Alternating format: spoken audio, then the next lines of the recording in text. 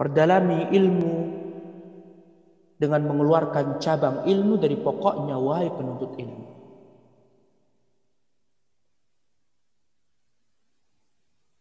Pelakunya adalah orang yang mampu tafaqquh, mendalami ilmu, menghubungkan hukum-hukum syar'i dari sumbernya. Di dalam hadis Abdullah bin Mas'ud radhiyallahu anhu bahwasanya Rasulullah sallallahu alaihi wasallam bersabda, "Naddarallahu imra'an sami'a maqalati fa hafidhaha wa wa'aha fa addaha kama sami'aha farubba hamil fiqhin laysa bifaqih wa rubba hamil fiqhin ila man huwa afqahu min."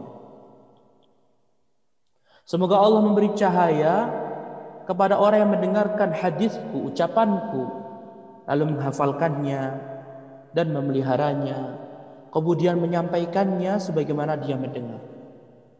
Betapa banyak orang yang bisa menghafal ilmu namun tidak memahaminya, dan betapa banyak orang yang menghafal ilmu lalu dia menyampaikannya kepada orang yang lebih faham darinya.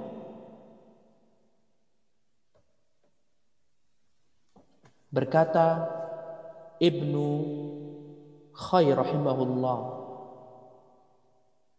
tentang pemahaman hadis di atas. وفيه بيان أن الفقه هو الاستنباط والاستدراك في معاني الكلام من طريق التفهم وفي ضمنه بيان وجوب التفقه والبحث على معاني الحديث واستخراج المكنون من سره. Dalam hadis ini ada keterangan bahwa ilmu itu adalah kemampuan mengambil dalil dan mengetahui makna sebuah ucapan dengan cara memahaminya.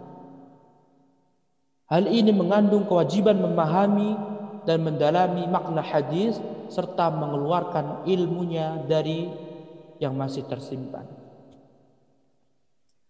Syekhul Islam Ibnu Taimiyah rahimahullah beserta murid beliau Ibnul Qayyim rahimahullah banyak mempunyai kefahaman dalam hal ini.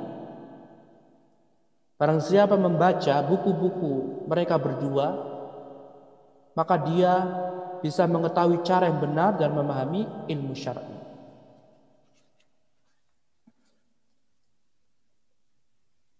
Di antara keunikan perkataan Syekhul Islam Ibnu Taimiyah rahimahullah, apa yang beliau katakan saat berada di majlis tafaqquh. Beliau berkata, "Amma ba'd, faqad kunna fi majlis at-tafaqquh fi ad-din wan nadhri fi madarik al-ahkam al-mashru'ah taswiran wa taqriran wa ta'silan wa tafsila. Waqa'a al-kalam fi kadha wa kadha. Fa aqul, la hawla wa la quwwata illa billah. Hadha mabniyun ala aslin wa faslain kadha wa kadha kadha." Amma ba'd, dulu kami berada di majlis tafaqquh fid din, lalu kami menganalisa dalil-dalil syar'i secara penggambaran masalah, penetapan masalah, pendasaran hukum dan perinciannya. Ada sebuah pembicaraan mengenai hal demikian.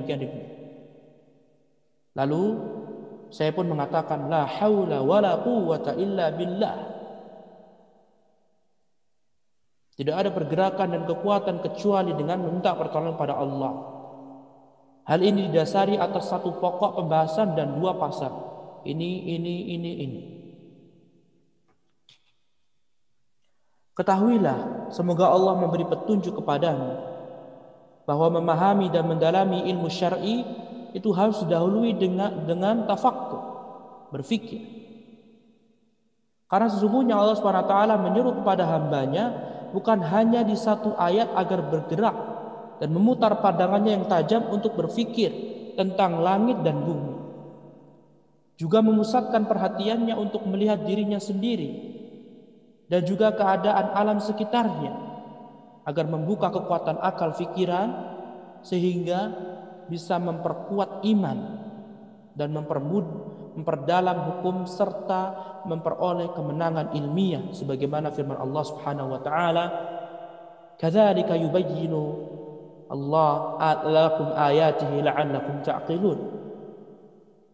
Demikianlah Allah menerangkan ayat-ayatnya kepadamu supaya kamu berfikir. Quran surat Al-Baqarah ayat 219.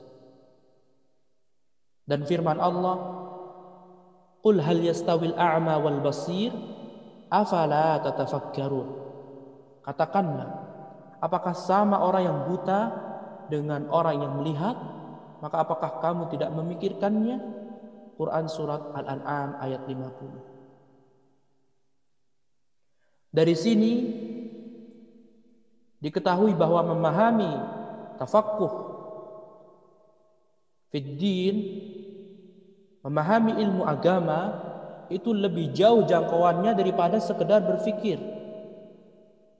Karena memahami ilmu agama merupakan hasil dari berfikir. Kalau tidak, sebagaimana firman Allah Subhanahu wa taala, "Fama li haula'il qaumi la yakaduna yafqahuna haditsa." Maka mengapa orang-orang itu, orang-orang munafik maksudnya, hampir-hampir tidak memahami pembicaraan sedikit pun. Quran surat An-Nisa ayat 78. Namun memahami ilmu agama ini dibatasi dengan dalil dan juga harus dihalangi dari mengikuti hawa nafsu. Allah Subhanahu wa taala berfirman, "Wala in ittaba'ta ahwa'ahum ba'da alladhi ja'aka minal 'ilm ma laka minallahi min waliyyin wala nasir." Dan sesungguhnya jika engkau wahai Nabi mengikuti kemauan hawa nafsu mereka setelah pengetahuan datang kepadamu, maka Allah tidak akan menjadi pelindung dan penolong bagimu. Quran surat Al-Baqarah ayat 120. Maka wahai para penuntut ilmu, hiasilah dirimu dengan selalu berfikir dan menganalisa. Juga hiasilah dirimu dengan memahami dan mendalami ilmu agama. Semoga engkau mampu meneruskan jenjang dari hanya sebagai orang yang sekedar faqih kepada jenjang yang faqihun nafs, sebagaimana diistilahkan oleh para fuqaha, yaitu orang yang mampu menghubungkan hukum syar'i dengan hukum aslinya, atau dengan istilah lain jenjang orang faqihul badan, sebagaimana dalam istilah ulama ahlul hadis. Oleh karena itu, arahkan pandanganmu kepada dalil-dalil yang ada untuk menyimpulkan cabang-cabang hukum dari pokoknya, dengan benar-benar memperhatikan seluruh kaidah yang ada, serta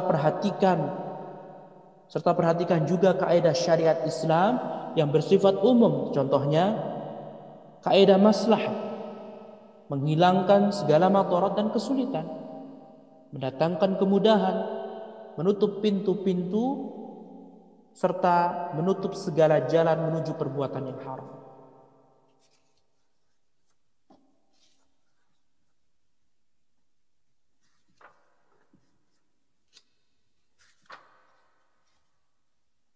Demikianlah engkau akan mendapatkan jalan petunjukmu selama-lamanya. Ini akan menolongmu pada saat-saat sulit. Juga sebagaimana yang telah saya katakan, bahwa wajib bagimu berupaya untuk memahami nas-nas syar'i dan memandang dengan jeli hal-hal yang melatar belakangi hukum-hukum tersebut. Juga merenungi tujuan syariat ini. Kalau engkau tidak memahami masalah ini, maka waktu belajarmu itu akan sia-sia belaka. Dan engkau berhak tetap dinamakan orang yang bodoh. Kemampuan inilah yang sebenarnya bisa dijadikan ukuran yang jeli tentang sampai di mana engkau mampu menguasai ilmu agama. Seorang ahli fikih, faqih, adalah orang yang apabila menghadapi permasalahan yang muncul dan tidak terdapat nasnya, dalilnya dari Al-Quran dan hadis, maka dia bisa menetapkan hukumnya. Ahli balaghah sastra Arab yang sebenarnya bukanlah hanya sekedar orang yang dapat menyebutkan macam dan perincian bab-babnya, tetapi dia adalah orang yang memiliki kepiawaian, balaghahnya mengalir saat membaca Al-Quran dan selainnya, mampu mengeluarkan simpanan ilmunya dan berbagai sisi baik saat dia menulis atau ceramah. Demikian juga hal ini berlaku dalam semua disiplin ilmu.